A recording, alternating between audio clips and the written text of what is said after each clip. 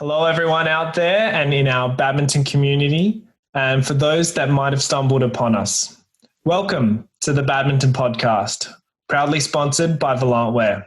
My name is Henry. And I'm Jeff. And we're the co-founders of Volant, the brand that gives badminton players an alternative to unsightly conventional badminton wear so they can feel confident and stylish anywhere. We're also here to bring the badminton community together so that we can share the love of our sport with each other and the world. Check us out and shop at www.volantwear.com. There are plenty of free resources on there that can actually help you with becoming a better badminton player as well. You can also follow us on our social media account via our social media handle Volantwear, VOLANTWEAR. Today, we have another professional international player on the podcast. His name is Kestutis Navickas. Kestutis. Hello, guys. Hey, Hello, Kestus. Hey, I've never called you Kestutis before. It's actually hard for me to say because I never say it that way. But Kestus, there's always a first time for everything. And you're saying that you have a different name in every country. What else do they call you out there? Kastek, Kastos, Kestutis, Keslidis, whatever. Keslitis. Wow. Okay. Yeah. Lit up. So for Yeah, this guys. podcast, First of all, I wanted to say thank you very much for inviting me here. It's a real pleasure here, I'm really excited to connect with your part of the world. Australia sounds like very far away, but it's really nice to connect with that part of the world. So thank you. Absolutely. Thanks so much for being on. So for everyone listening out there, Kestutis Navickas, he was a professional men's singles badminton player on the international circuit for 13 years, and he was a Lithuanian national champion 12 times. He's a former Olympian, multiple participant in the World and European Championships, and he was previously the world number 37 in his discipline of men's singles. He's really passionate about badminton, both when he was a player and now as a coach. And he's always been really curious to actually get the better of himself. So basically learn about himself and push his own limits. So once again, Kestus, thanks for being on the podcast.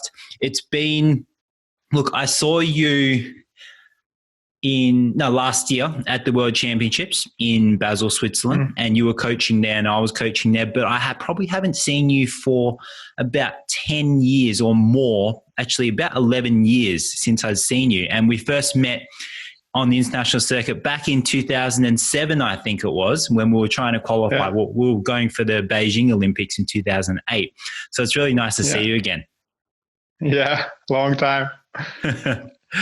Now, so let's just get right into it. You've been a badminton player for a very long time and now you're coaching, but we always like to get down to what started everything, how you got into badminton, and especially being from Lithuania. I'm not really aware of the badminton scene in Lithuania and how many players there were and how many players there were when you started. And I say you were probably someone that really helped build the sport because of your international presence and the way that you conduct yourself and your performance and your results. So how did it all start and how did you fall in love with this sport called badminton? When you are 8 years old, you don't really think much what you want to do in life, right? A friend of my father was a badminton coach. I went there. I started when I was 8, and then slowly I liked the people. I liked the friends. I enjoyed the sport. Year after year, I found out that I have some talent because the results were coming. I started traveling step by step, and suddenly you are a teenager, and there is no way back. I'm from a very sporty family. My father was an 800 meters runner, and my brother used to be a twin brother, a basketball player. So we were a very sporty family. So then I started practicing more and more. The results started coming, and of course badminton is that used to be even smaller sport in Lithuania. But somehow my first coach was trying very hard, and I was trying like very hard, and then I came into this international stage. I got a feeling of that, and then I got addicted, I guess. And then I just pushed forward. When I was 19, I left from Lithuania, and since that time, basically, I was in an international stage and practicing all over the world with the different coaches in a different environments and stuff like that. And then it really developed into a professional sport with all the best and worst things of the professional sport. Mm-hmm. Sure thing. And when you decided to move out from Lithuania and you decided to go international and professional, you said you're about 18 or 19 years old, yeah? Yeah. Where did you go? I took my old car. I was 19. I just passed my driving license like 2 weeks ago. I took my car and I drove to Germany to one of the clubs, and there I went to the club. I was never really a big fan of practicing in the clubs, but I needed to start somewhere. In the clubs, some players are social, some are professional, so it's not fully professional like setup. And I was always a big fan of the difference of a system and a fully professional setup. So I started in the club until I got into Saarbrücken World Training Center after maybe 1.5 or 2 years. And that's where really my career started, in Germany, in Saarbrücken, in the World Training Center. Yeah. And sorry, just for Australians here, sorry to Henry to cut you off. The fact that you were 19 and could just drive to a different country is just so foreign to us, because if we drive off our borders when we were 19, we'll be in the sea. So just the fact that you can drive to Germany, it's just crazy. But Henry, go for it. Sorry. No, that's all right. I was just going to ask, what was it like being a player in Saarbrücken, Germany, at the BWF training center? What was that like for you?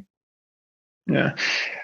At that time, the way I felt, it was a gate for me and a really chance that I needed. And then I really took that chance, I think, in the best possible way, because I tried very, very hard. And then I was just on a mission to become a better badminton player. And the setup was absolutely perfect for that, which I always dreamt of. At that time, you are a young guy who really, really wants to be a better badminton player. But at the same time, now when I look back, actually, when I just had a walk next to the sea now, and really just thinking a little bit more about it, it was also being in a different with the different cultures. We had I don't know how many different cultures, maybe 20 different players from different countries, and coaches also were from 2 from Asia, 1 from Europe. So all this mixture of the cultures and different philosophies, both from the players and the coaches, really shaped my personality, and and as a player as well. So at that time, I think it was really, really solid setup, really professional way of doing things. And that's exactly what I needed to step into another level. Yeah, sure. And I know that when I started on the international circuit, which was about 2006, and a lot of people had been to that was called IBF then, right? IBF training centers, or the training camps. And I always felt that you guys always had such a good relationship with each other. There's like a team about you, even though you were all from different countries all around the world. You went through hell together in the trainings. And I heard about the trainings you were doing. Henry, they were doing, I think, beep tests, like fitness testing every couple of weeks and things like that. they would train very, very hard. And just when I saw you guys communicating, and I was lucky enough to be part of that because my friend and my teammate Stuart Gomez was part of that. So he introduced me to you guys. But I remember Raul Must, yourself, Raju Rai, and then there was Kevin Cordon, and Yuhan Tan, and so many different players. And you all were such a close-knit group of people. And I really envied you guys that you had that. But Kestis, for the people who don't know about the IBF or the BWF training camps back then, could you explain what they involved and how they started? When did they start? Were you in the first batch or the second batch? How did you get in? And what happened to that program over time? And is it still happening now? Yeah. The things that you just mentioned, all those like special relationships, yes, that was unique, and I think that that also helped for all of us to get better. But how it started, that started from the short camps, like pre-selection camps, with I don't know, 10 to 15 players maybe, and then I was in that very first one. So I was lucky to get into the very first one. And then from these pre-selection camps, they selected the players to the main camp, which lasted for 2.5 years. So I was also selected in that camp.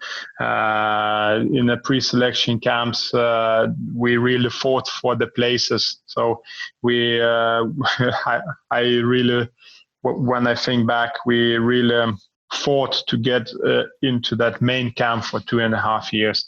And then the people from all around the world and from those pre-selection camps were selected to the main camp, which lasted, as I said, for 2.5 years before Beijing. And yeah, that was the structure. I still think it was a very unique project, which helped for a lot of countries to get better. The players that you mentioned, I think that all of those players, they lifted the level of themselves, but also they lifted the level of the whole badminton in their countries, the culture of badminton, the publicity. I think that made a huge impact in each of the countries that you mentioned, or each of the countries that the players came from. I think that's also very, very important part of that kind of center. Then after Beijing, it lasted for a couple more years, but somehow that never got into the same impact as we had before because of the different reasons. So that's probably more political reasons, and then it slowly died. And now actually Badminton Europe have created the Center of Excellence, so the same kind of concept as World Training Center, but here more for the European players. And when I heard that they are creating that, I was so excited actually to be a part of that. And when they asked me to become a coach, I felt, that the history is coming back to me. I started a real professional career in the World Training Center, like as a player, and now I have started it here as a coach in Denmark in the European Training Center. Yeah, absolutely. And I can't agree more with what you said before in terms of the camp having players that they were coming from countries that badminton wasn't as popular, right? And then all of a sudden they've grown the popularity in their sport because they've been able to reach a higher level on the world stage. And Henry and I speak about this a lot, and all the listeners on the podcast will probably hear us say this, that men's singles, I'm just going to use men's singles as an example, but men's singles is such a competitive event.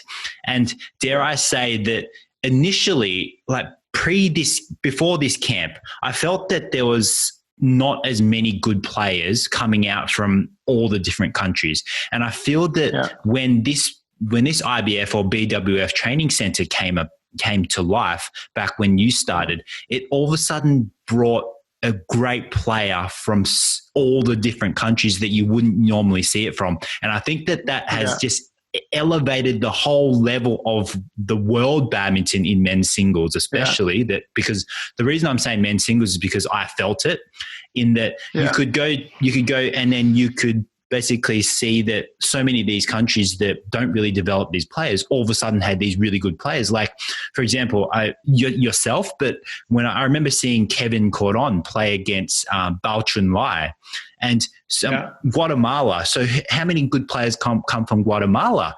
And he was amazing. He was an amazing player. He had a huge smash. And I don't think someone like him could have developed as well if they didn't have this camp. Yeah. Do you think the same? Yes, absolutely. So basically what you are saying, actually, that whole group and bunch of players, they made the tournaments stronger. So where before you could imagine that the first round in international challenge, maybe you have an easier draw and stuff like that. But then when all of those players came, then the first rounds became more difficult, right? And as you say,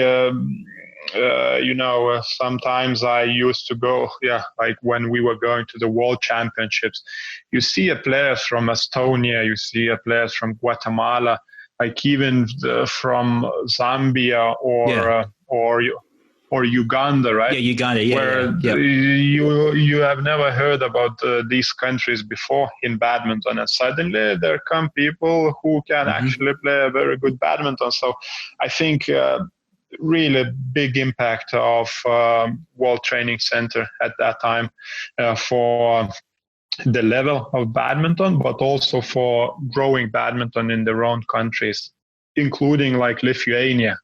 Yeah. Yes. Same thing. Mm-hmm. So for the training camp that you had in Saarbrücken, however you say it, in Germany, what was the training program like for you? And are you doing a similar program for the Centre of Excellence, the European training camp? Are you doing a similar kind of program as you had back then? Mm-hmm. That was my first step in a real professional setup. So definitely that made a very big impact for my personality and for my playing profile. My head coach was Henry Krona from Sweden, who later in his coaching career he was a national coach for women's singles in Denmark for 5 years, which is shows how good he was, and he still is. But and he made a big impact in my professional career, right? So I definitely use some of the things what we used to do there. But after that, I had a lot of different experiences in a different setups, different systems with the national teams of different countries. So I added on what we were doing. I added on with the later experiences, plus my own philosophy, and that's what I'm doing as a coach now. I'm constantly trying to take the best things from each setup that I experienced. Yeah, that's really cool. And I'm really envious just hearing about that sort of ecosystem that was created at this BWF training center in Saarbrücken. And hopefully that's the kind of ecosystem that you're creating at the European training center at the moment. And just for, I guess, the audience and for myself, I don't think I'm going to be, playing professional badminton anytime soon. But if I were to want to be a part of your European Training Centre, the Centre of Excellence, what is the selection criteria? Basically, the criteria is that you should be top 3 in your own country. When we started like 2.5 years ago, of course, we didn't really follow the criteria like 100% because we needed to start somewhere. But now we became a very strong training center where we have actually 10 or 11 players from 150 like in the world. Oh wow! So we really became a solid, very solid center. So now, if you want to come to the center, you have to have a decent level, you know. We have a different criteria. So there is like top 100. Then you can come if you are top 2 in your own country or top 3 in juniors. You know, so we have different stages, and we also, as I said, we have players. 10 players from 150 like in the world, but we also have some juniors who are very promising and is the future for Europe or the world as well. So that's a little bit about the structure in the center. So where is the training based at the moment? We are in Holbæk, just 45 minutes from Copenhagen in Denmark. Yep. We are based now in a Sportsbyen, one of the biggest sports centers in Scandinavia, brand new. So it's really, really good conditions with 8 badminton courts, brand new, the gym, 2 floors, testing system, physios. So we are constantly improving for more and more high performance training center. And is it something that was funded by Badminton Europe? So is this a Badminton Europe initiative, or is there BWF as well on top of that? It's a political thing. It is an initiative of Badminton Europe, but BWF is also, of course, connected to that, and they also fund the continental scholarships where some Australian players like Jacob came, like Louisa, Sally Fu from New Zealand. So like Abhinav Manota. Yes. So these kind of players that are closer to your world, they've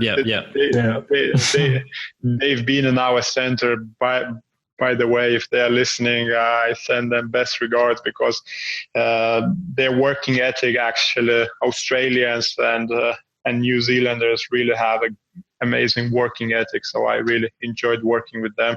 Also, when I was a player, I had the connection and had a chance to practice with Stuart Gomez, as Jeff mentioned. So really, really, and Jeff as well, of course, really good working ethic. So I enjoy working with them. Great. So, and is the camp only for singles?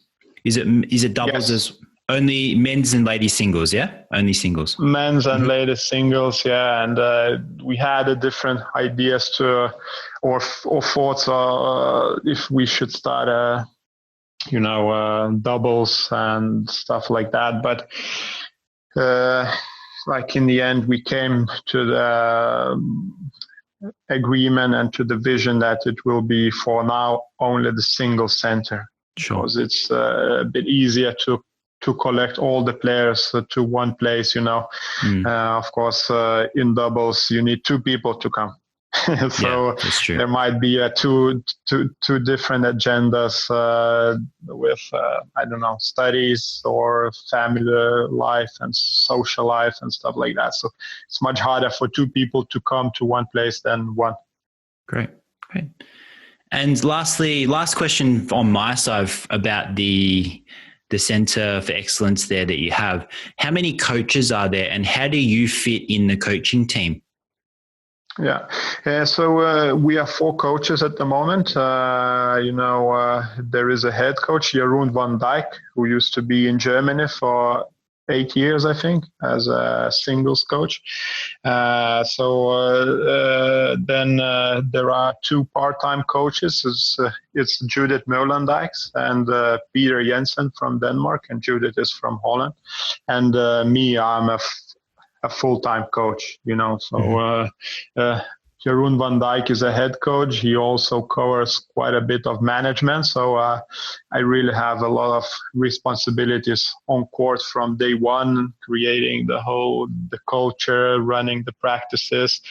I'm also a head coach for 11 players, so really detailed guidance daily and stuff like that. So there are 2 full-time coaches, so it's Jeroen and me, and 2 part-time coaches, Peter Jensen and Judith Molenbeek. Yeah. And I also feel we all have different strengths, and I feel we are using a different strength of each of the coach in a best possible way. We can always be better, but I feel that each of the coach really maximize the potential and the strengths what we have in different areas. So I feel we are working very nicely together, and we have a good efficiency there. Yeah, it's great that you can harness all the different perspectives from the different coaches, and just, I guess, tap into the expertise or specializations that the other coaches that are around you have, as well as your own expertise and life experiences as a player. Yes, it also helps to grow me as a coach, because I can also learn from a different coaches from the whole team, and but at the same time I really feel that I'm fully expressing myself, because from day one I have a lot of responsibilities, being in the hall there every day, and a lot of work, but Oh, sorry, you go. No, go ahead. I do want to talk about, I guess, the transition that you've had from professional badminton of 13 years and to going to the other side and becoming a coach. I mean, how has that been for you? Yeah, I think I would like to touch this topic a little bit wider. I think for every athlete, and now the recent a couple of years, there were a lot of discussions, and sometimes even how to call that, concern from the professional athletes, how to best integrate into the normal kind of life after your professional career. And that's not only in badminton, that's overall. And there were a lot of discussions that top athletes, they are really lost after they finish their careers. And I was preparing for that for a couple of years before I was planning to stop. I was preparing for that, and I also people who are listening who are in a similar stage, I would like to encourage people to invest not only in their sports career, which can be a little bit challenging, because if you are in a high performance, you really need to invest a lot of time and energy into your sport, but also invest into to be more than an athlete. I was preparing myself with the different social projects, with the charity tournaments, with some training camps that I was doing, with some fashion that as I say, fashion is my passion. So I was doing a little bit on the side to create my personality, to create my public personality, and also to have a different skills in life that I could use after I finish my professional sports, right? So in my case it was a very smooth transition, but the reason of that, because I was really preparing myself for a couple of years before I was finished. And then of course you need to work very hard after you finish. Actually, people who are professional athletes who think, okay, I need to work hard, and after I finish, I will do anything. That's not really like that, because a couple of years after, you really need to work hard to make yourself professional in a different job. That's what I've been doing since I am finished. I worked really hard to become a better coach, a better leader, a better manager. Yep. So for someone who's has these challenges in front of them and they do need to make this transition from athlete life to professional life or working life or life after badminton, is there anything that you'd recommend that you did specifically that could really help them? So first of all, I guess the first step will be to being able to let go. I'm not sure if you had a difficulty with that at all, Kestutis, but I think a lot of sports people and athletes who have been playing at such a high level, they have a difficulty letting go of what they've had because they often tie their identity and who they are as the athlete. And all of a sudden when they stop playing, they say, oh, I'm no longer this person. Who am I? And all of a sudden they lose who they are. So did you experience that? And did you have any other things that someone can do to help them get the ball rolling so that they can start looking at things outside of their sport, or even if it's within their sport, a progression from being an athlete?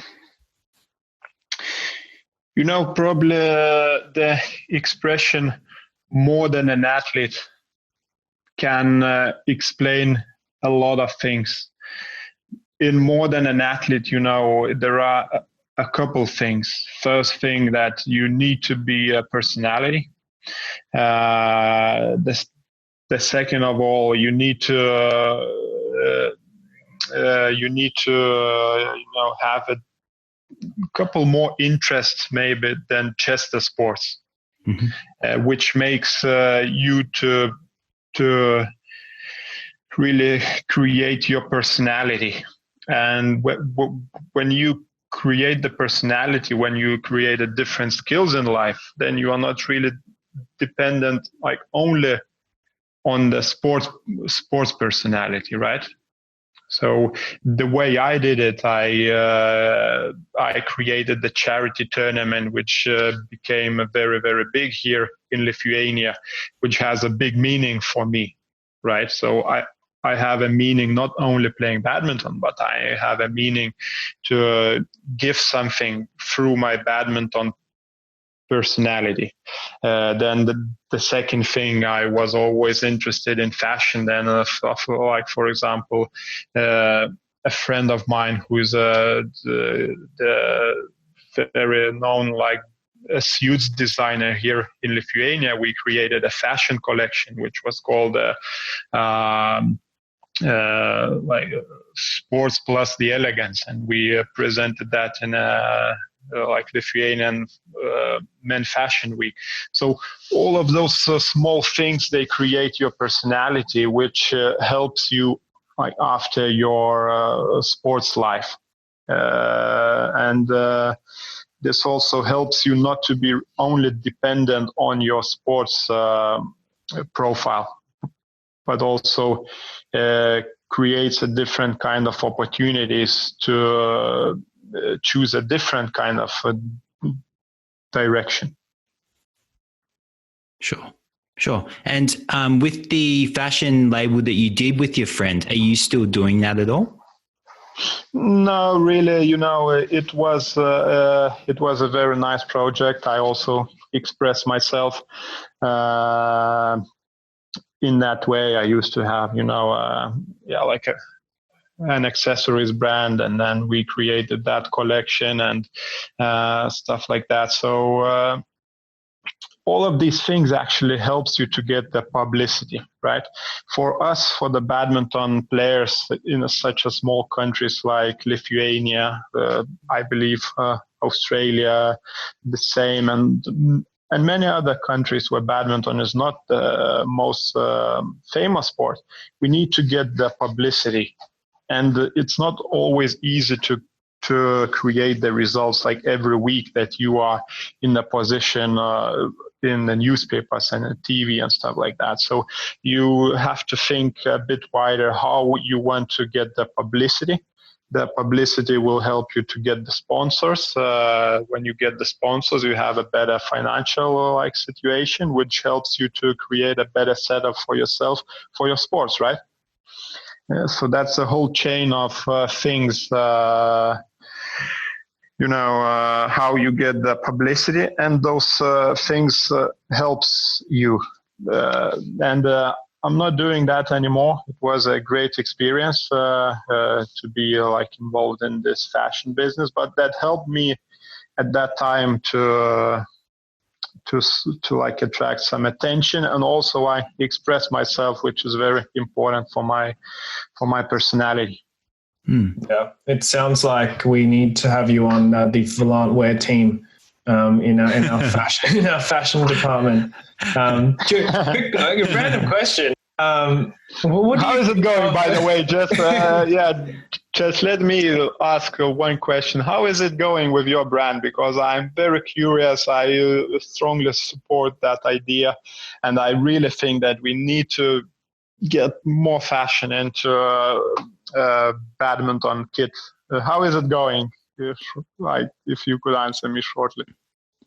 Look, it's going in a way that we always set out with that vision, exactly what you said. We wanted to make badminton more popular sport, more celebrated sport, and we wanted to make it look better, because I'm not sure about you, Kestutis, but when I was training, and even though I had all of my Australian gear on and the name on the back and the big bright colors, I never wore that to the gym, or I never wanted to wear that out when I was running on the outside of the badminton court. And so that was the main pain that we came up with and why we started. But the whole idea behind it wasn't just about that. It was about trying to build the sport.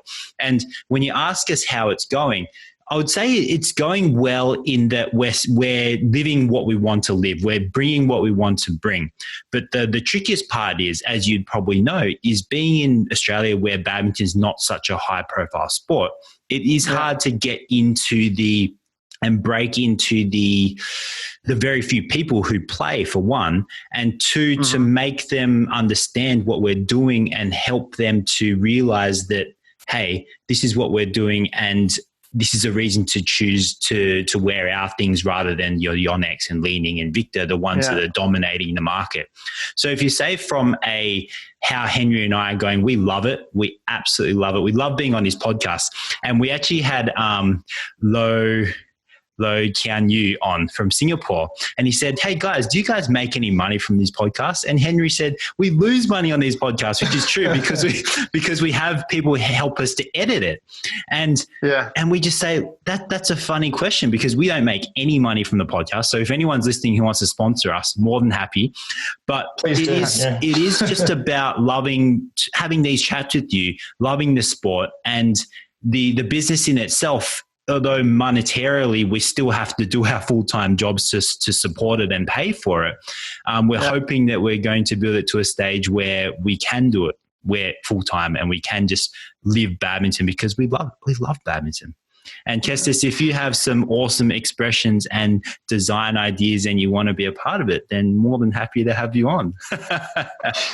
Yeah, we can do that a little bit after the podcast, of course, at some point. But I just wanted, first I wanted to thank you. Now I have an opportunity that, of course, we need a badminton podcast. I'm listening to the podcast almost every day in the different areas, the psychological area, the team management, the group management, different kind of podcasts.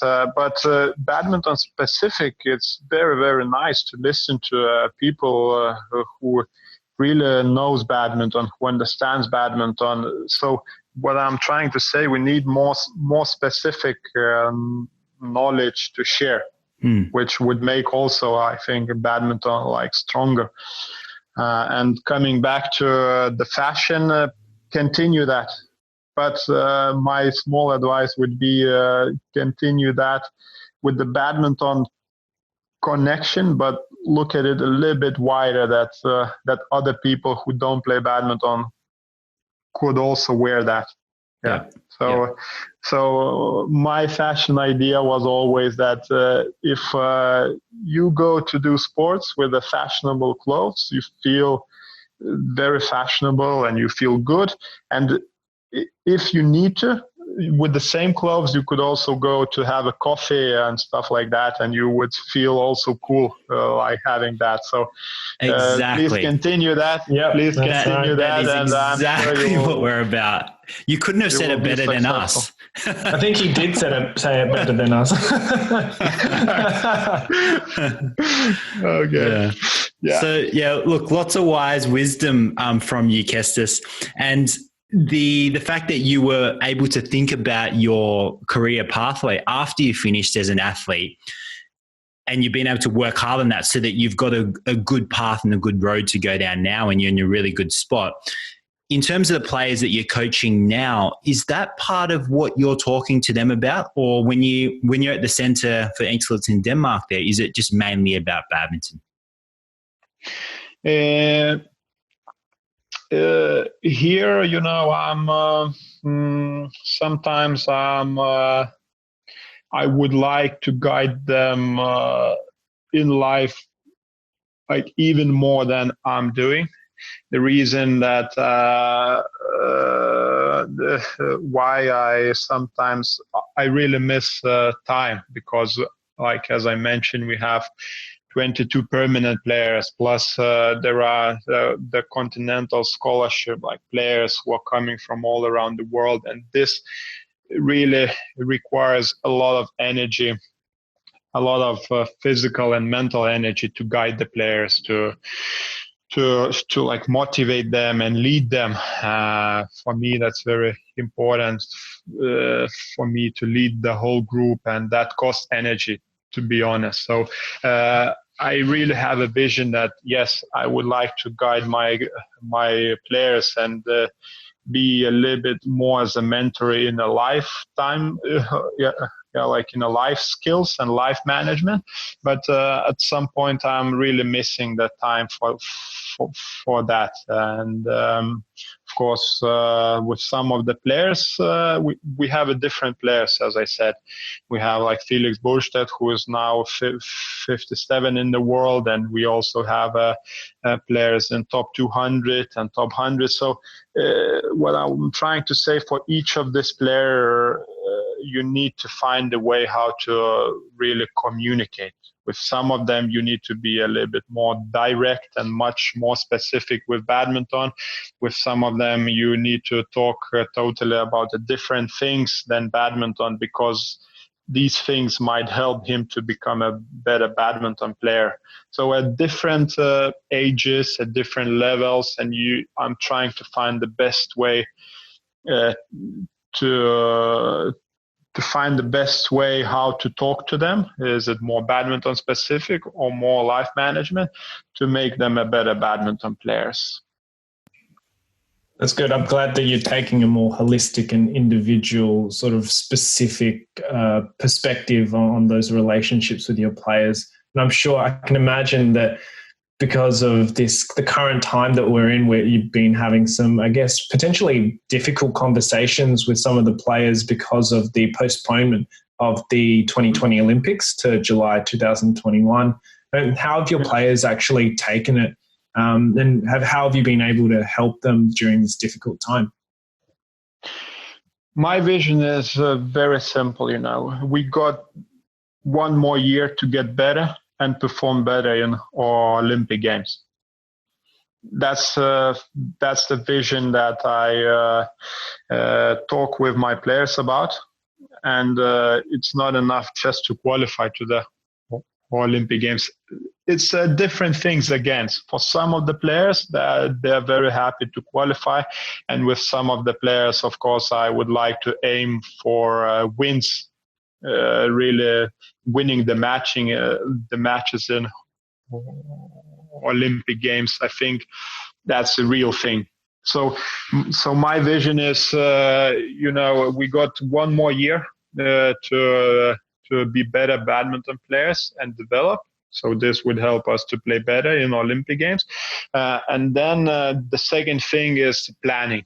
So now it's all about the coaches planning how we gonna plan and come back like in the best way from this kind of situation. So those two things sounds like simple. The third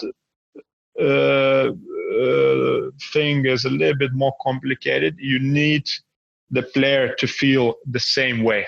Mm-hmm. It's not enough to tell him that he needs to feel that. Mm-hmm. And this requires time. This requires guidance and a very good understanding the player and coach. Yes. Yeah. So and that's my main job now, to that they feel what I feel, basically. Yeah. Yeah.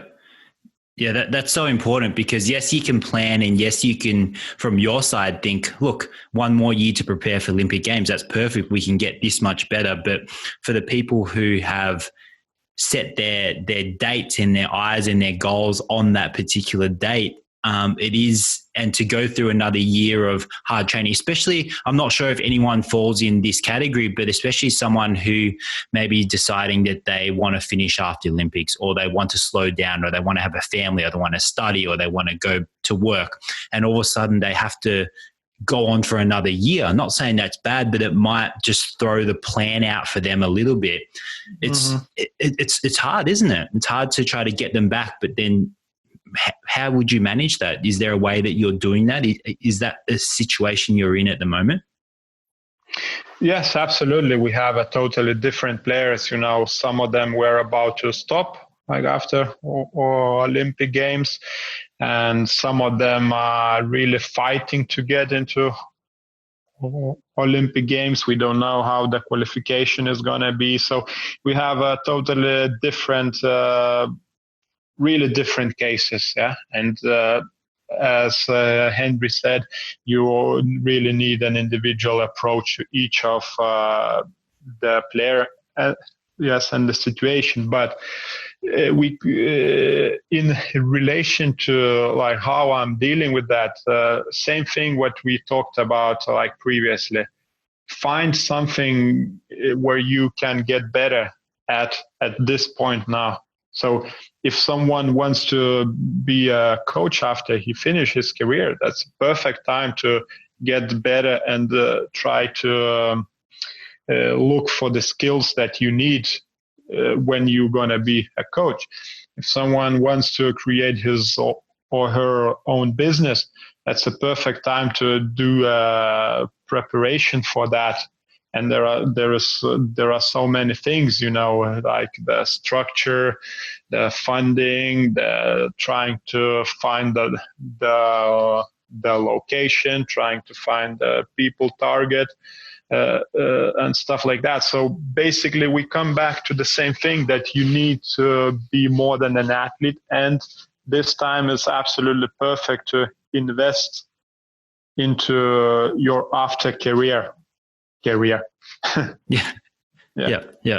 Yeah, completely agree that it's such a fresh perspective and way to look at it. And me personally, because I'm doing some badminton coaching, but I'm not sure if you know, Kestutis, I'm actually helping people who own businesses, who own dental practices, because I'm a dentist by trade, to help them in their practices and implement systems and manage cash flow, etc. It's a bit like business coaching.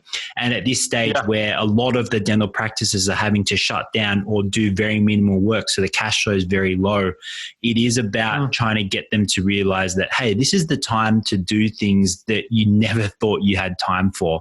Because when you get stuck in the thick of business and you're putting out fires and doing all that, then it's impossible to do some of these tasks. But now we can actually have some downtime. Even though we didn't choose it, we may as well make the best of it and do the things we knew we were meant to do that we didn't have time for previously.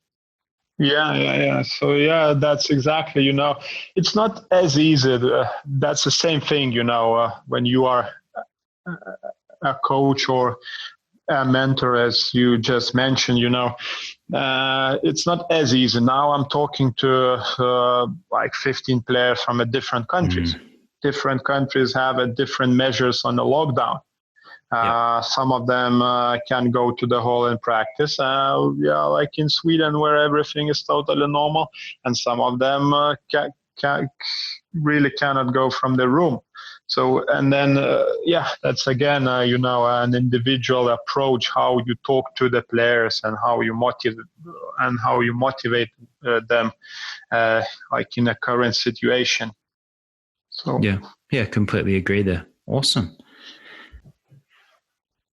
Okay, Kestutis. So we've been talking a little bit about badminton and things outside badminton as well. So we're coming to the tail end of this podcast. So we're going to start wrapping up here.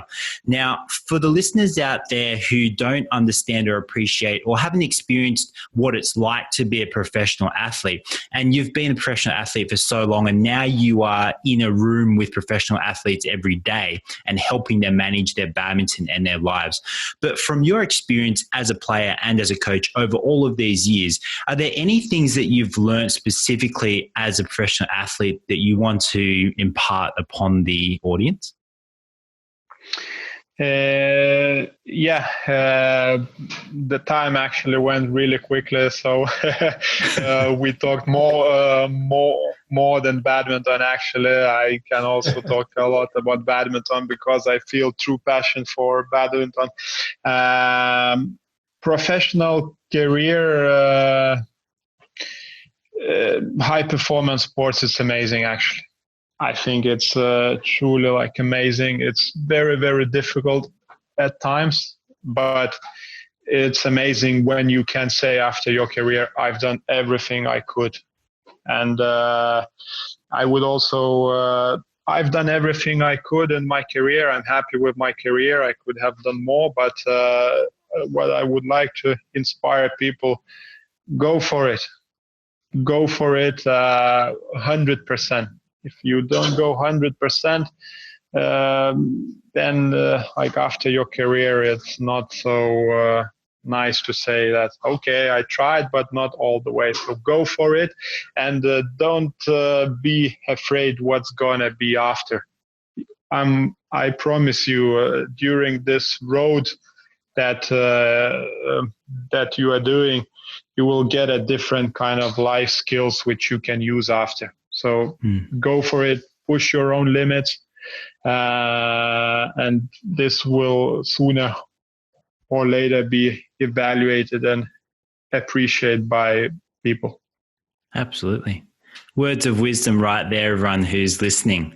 So, Kestutis, if there are other people listening who want to potentially get in contact with you and ask you for more advice, because you've got such a rich history in the sport and life experience as well, is there a way that they can reach out to you, or if they can pass a message on to us and we can pass a message on to you so that they can potentially ask you any questions they might have? Yes, of course. Of course, I'm on Instagram and on Facebook. So if you write my name correctly, Kestutis Navickas, then you can find me on Facebook or Instagram. But for this, I believe people will need your guidance. Sure. Okay, his correct spelling, I'll make sure his spelling is correctly written on the podcast title and the caption. So make sure you use that. Is there is there anyone that has a similar name to you in the world? Just in Lithuania.